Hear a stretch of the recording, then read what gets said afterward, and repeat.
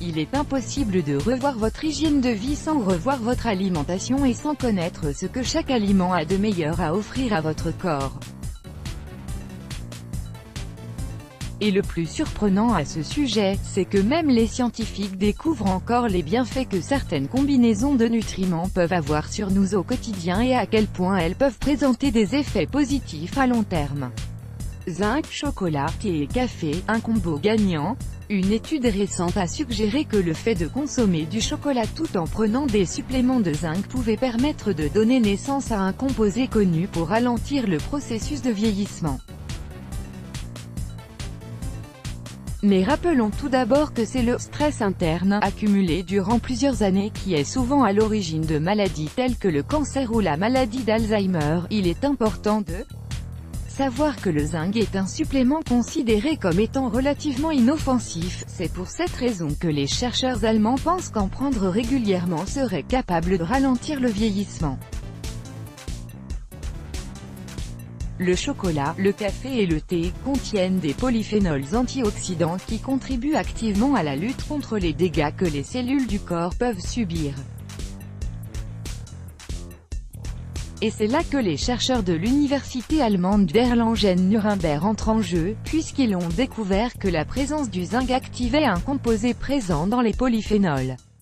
Un composé magique capable de choses incroyables. L'activation d'un tel composé aurait pour principal rôle de protéger le corps contre un gaz qui est libéré comme déchet par les cellules. Ce gaz est ainsi capable de détériorer l'ADN d'un individu et de provoquer ce qu'on appelle le stress oxydatif, qui lui-même joue un rôle déterminant dans le processus de vieillissement.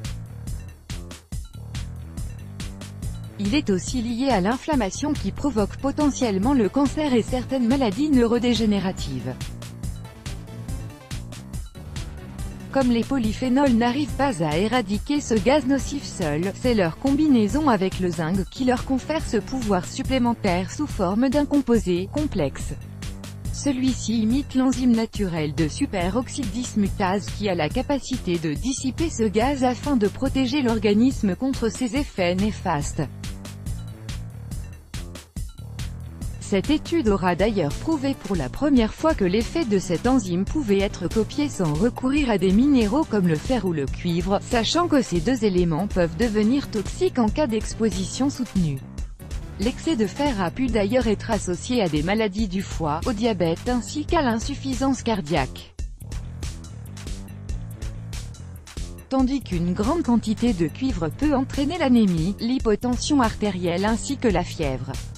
Le zinc, en revanche, reste inoffensif malgré l'utilisation de plus fortes doses. Mais une surexposition peut engendrer notamment des nausées et une altération du goût. Les scientifiques espèrent par conséquent qu'un tel composé puisse être proposé comme supplément ou incorporé dans un médicament dans le but de limiter au maximum les effets secondaires. Plus de zinc dans la nourriture, malgré le fait qu'il soit déjà présent en grande quantité dans quelques aliments comme les graines de courge, les huîtres, la viande rouge ou encore les lentilles, il serait apparemment possible d'ajouter du zinc dans des aliments qui contiennent déjà des polyphénols à la base. Dr.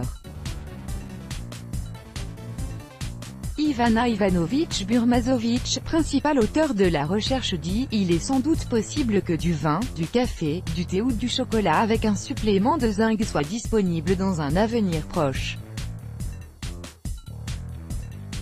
Cependant, il ne faut pas oublier que toute présence d'alcool ruinerait inévitablement les effets bénéfiques de cette combinaison, ce qui signifie que seul le vin sans alcool peut être efficace. Let's block ADS, why?